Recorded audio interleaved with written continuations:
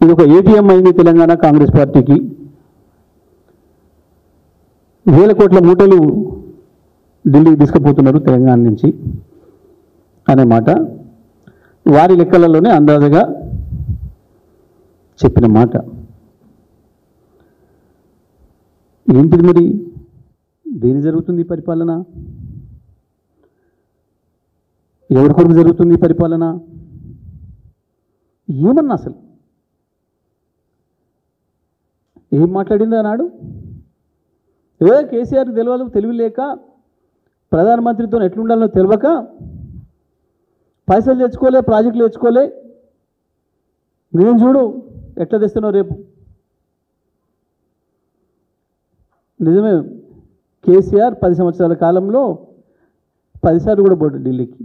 నువ్వు రెండేళ్ళు కూడా కాదు, గట్టి 20 నెలల్లో నెలకు 2.5 సార్లు పోయినప్పుడల్లా 2 సార్లు 3 సార్లు 4 రోజులు ఉంటే దాదాపు నెలకు 10 రోజులు ఢిల్లీలో ఉన్నావు. ఇంకెక్కువనే ఉన్నావు. దాదాపు 300 రోజులు ఢిల్లీలో కావచ్చు, లేదా బయట నీ విదేశీ పర్యటనలు, నీ అద్భుతమైన భాష పరిజ్ఞానాన్ని, ఆ పాఠవాన్ని ప్రదర్శించుకోవడం కొరకు.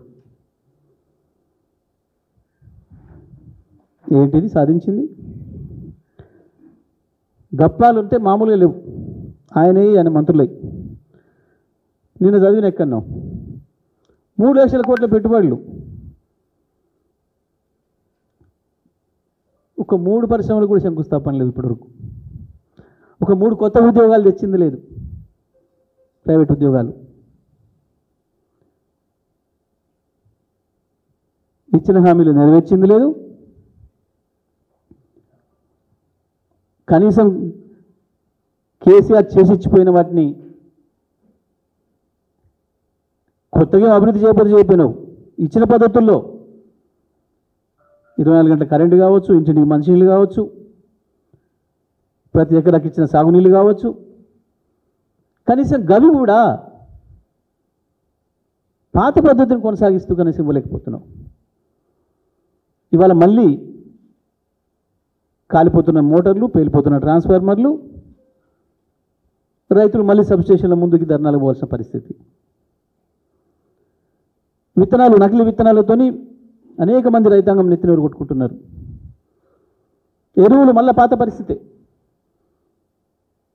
మళ్ళీ చెప్పులు లైన్లో, రైతులు లైన్లో.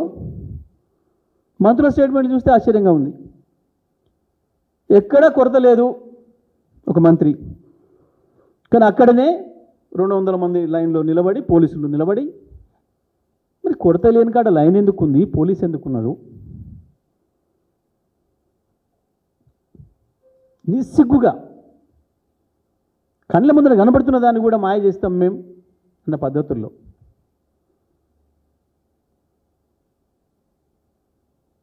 నిజమే, ఇందిరమ్మ రాజ్యం అంటే పాపం ఇప్పటి తరం కదా తెలియక ఇది కేసీఆర్ రాజ్యం కాకుండా ఇందిరమ్మ రాజ్యం అంటే ఇంకేందో గొప్పగా ఉంటుంది అనుకొని ఓట్లేసారు పొరపాట్ల. ఇప్పుడు అర్థమవుతుంది ఇందిరమ్మ రాజ్యం అంటే ఇదా. అచ్చం అదే జరుగుతుంది. ఎమర్జెన్సీలో పెట్టిన పద్ధతుల్లో కేసులు, జైళ్ళు, లీడర్లకు, ప్రతిపక్ష నాయకులకి, సోషల్ మీడియా వాళ్ళకి.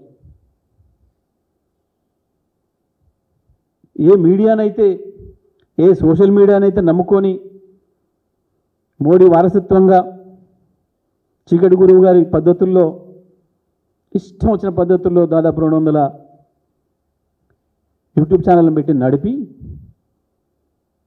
మా ప్రభుత్వం పైన ఆనాడు దుష్ప్రచారం చేసి వచ్చిండో, ఇవాళ మీడియాను చూస్తే భయం అవుతుంది. మీడియా వాళ్ళని చూస్తే చెంప మీద కొట్టబుద్ధి అవుతుందట. ఎంత ప్రేమ చూడండి. దురదృష్టం, సరే ఎందుకో ఫైటింగ్ స్పిరిట్ పోయింది. మాట్లాడడానికి యూనియన్లు కూడా ఎందుకు వెనక ముందు ఆడుతున్నాయి, కానీ అది వేరే విషయం. అది జర్నలిస్టుల ఇష్టం, నాకు సంబంధం లేదు. కానీ మా వంతు మేమైతే ఖండిస్తున్నాం దాన్ని. మీడియా పట్ల ఆయన మాట్లాడిన విధానం అవి చూస్తే తను ఏమేమి మాట్లాడిండో ఏమేమి చూసిండో ఎవరెవరికి ఏం చెప్పిండో ఇప్పుడు వాళ్ళని చూసి భయపడుతున్నాడు. వాళ్ళ ఇష్టమైన ప్రాంతం ఏది నీకంటే అశోక్ నగర్ అనేది. ఆయనే కాదు వాళ్ళ నాయకుని కూడా తీసుకొచ్చి అశోక్ నగర్లో ఛాయ్ కూడా తాపించండి పాపం. ఇప్పుడు అశోక్ నగర్ అంటే మధ్యరాత్రి కూడా లేచి కూర్చుంటున్నాడు, వణుకుడు పుడుతున్నది. రైతాంగం, రైతన్నలారా పోండి, అర్జెంటుగా పోయి లోన్ తెచ్చుకోరి, 2 లక్షలు మాఫీ చేస్తా. ఇవాళ కట్టి వచ్చినప్పుడు కూడా మళ్ళీ పోండి, సాయంత్రం నేను మాఫీ చేస్తా. అన్న నేనే ఆపిన, కేసీఆర్ ఇచ్చే రైతు బంధు 10,000 కదా, వారం ఆగుని 15 ఇస్తే అందుకే ఆపిన నేనే. కానీ వాళ్ళ రైతులను చూస్తే భయం అవుతుంది. అక్క మీద దండం పెడతారు, నాకు వేయండి ఓటు, నాకు అధికారం వేయండి, 2500 నెల నాడు నీ ఇంటికి పంపిస్తా. ఇప్పుడు అక్కల్ని చూస్తే భయం అవుతుంది. ఆఖరికి విద్యార్థులు చరిత్రలో ఎవ్వరు కూడా వీళ్ళ జోలికి పోలే పాపం.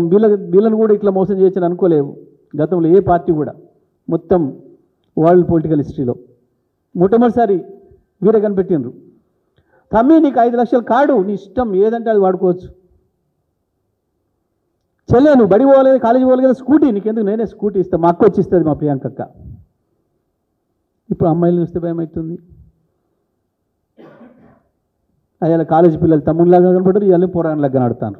విలేకరులు పోకీరులాగానే కనబడుతున్నారు, కాలేజీ పిల్లలు పోకీరులాగానే కనబడుతున్నారు, ఆఖరికి రైతాంగం కూడా అట్లే కనబడుతున్నారు. అంతే మరి ఇంకేముంటుంది. 50 సార్లు ఢిల్లీ పోయి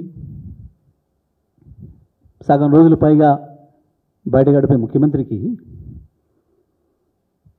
ఇంతకు మించి ఏమొస్తుంది? మూర్ఖత్వానికి పరాకాష్ట అయిన ఈ ముఖ్యమంత్రి నోటికొచ్చిన బూతులు మాట్లాడు, నోరో మోరో తెలియకుండా ఒక చెత్త వాగుడు.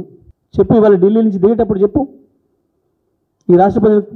బహుశా నేను రికార్డు సృష్టించిన పాపం మొన్న ఇట్స్ ఫర్ మీ ఉత్తరం చూడు, నాకే మెచ్చుకుంటూ రాసింది అని చెప్పిన ఉత్తరం ఏదైతుందో, అమ్మ సోనియమ్మ నేను మీటింగ్ రావట్లేను అని రాస్తే, ఇది కూడా నాది రికార్డ్. గిన్నీస్ బుక్ ఆఫ్ వరల్డా, ఎందో లిమ్కా బుక్ ఆఫ్ వరల్డా, పంపించు లెటర్, దానికి కూడా రికమెండేషన్. 20 నెలలు తిరగక ముందే 50 సార్లు ఢిల్లీ పర్యటన చేసిన ఏకైక ముఖ్యమంత్రిగా నేను రికార్డు సృష్టించిన, దానికి అదనంగా 5 పైసలు కూడా ఢిల్లీ నుంచి తేలేని ముఖ్యమంత్రిగా నేను రికార్డు సృష్టించిన, 50,000 కోట్ల మూటల్ని కూడా ఢిల్లీ పంపిన ముఖ్యమంత్రిగా నేనే రికార్డు సృష్టించిన. ఉత్తరాలు రాయి వాళ్ళకు ఆ రికార్డులకు ఎక్కేయటానికి.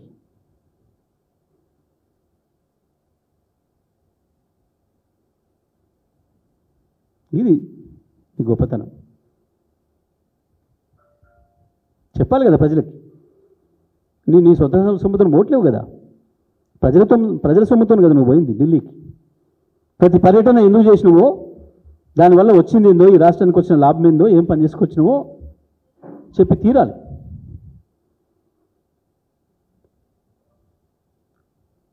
పోయినసారిలో ప్రజల సొమ్ము ఖర్చు పెట్టడం కొరకు ఈ మంత్రిని కలిసినా ఆ మంత్రిని కలిసినా అని చెప్పి ఒక ఆయుధం అడబారేసి వచ్చి పోయింది కేవలం సంచులు అప్పచెప్పడానికి. నిన్న ఇవాళ ఒకరిద్దరు మీడియా మిత్రులు కూడా చూస్తూ ఉన్నా.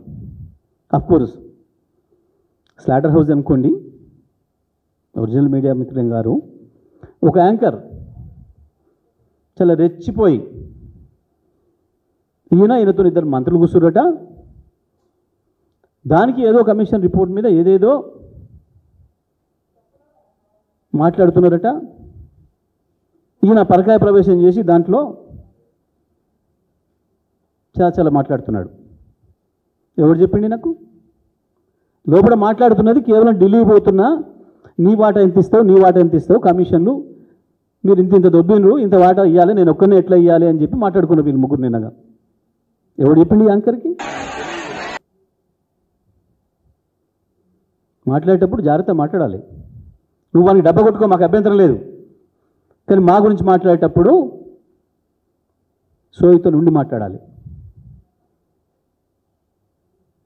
ఎవరి గురించి మాట్లాడుతున్నారు? ఒక మాజీ ముఖ్యమంత్రి గురించి, ఈ రాష్ట్రాన్ని తెచ్చిన ముఖ్యమంత్రి గురించి, మంత్రివర్గం గురించి వీళ్ళు మాట్లాడేటప్పుడు నీ ఇష్టం వచ్చినట్టుగా 100% నిన్న ముగ్గురు కోసం ముచ్చట పెట్టుకుంది. ఏం చేయాలి? నెలకు 2,500 కోట్లు అంటే నేను చేస్తున్నా ఒక్కరిని, మీరు తింటలేరా? మరి మీ మాటల సంగతి ఏంది? తిండి అని చెప్పి మాట్లాడుకొని తీసుకొని పోయిండు. జరిగింది అది. ఈయన లోపడంగా పోయి చూసి వచ్చినట్టు, కిటికీల నుంచో వెంటిలేటర్ నుంచో దీనికి విన్నట్టు వింటే రాసుకున్నావు. కానీ బీఆర్ఎస్ గురించి, గత ప్రభుత్వం గురించి మాట్లాడేటప్పుడు, రాసేటప్పుడు జాగ్రత్తగా ఉండాలి. రాయి, చెప్పు. మునగాడే యాంకరు కదా, లోపలి నుంచి చూసి వచ్చినావు కదా. 50 పర్యటనలలో సాధించింది ఏంది, రాష్ట్రానికి పీకి పెట్టింది అని చెప్పు.